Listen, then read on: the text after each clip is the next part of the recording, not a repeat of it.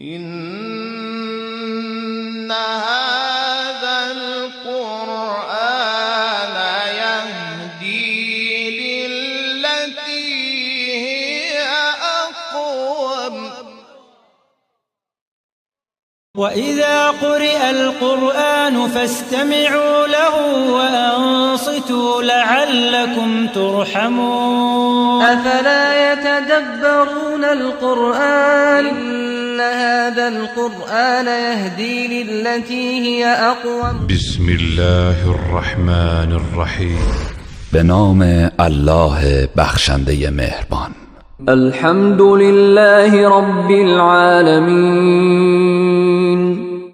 ستایش مخصوص الله است که پروردگار جهانیان است. الرحمن الرحیم.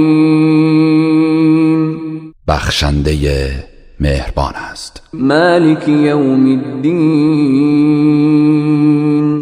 مالک روز جزاست. ایاک نعبد و ایاک نستعین.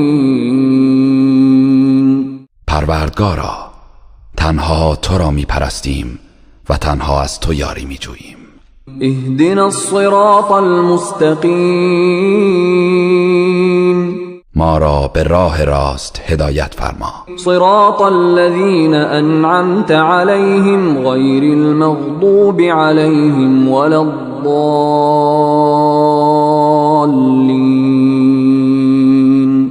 راه کسانی که به آنان نعمت دادی، نه کسانی که بر آنان غضب کرده ای و نه گمراهان. إنها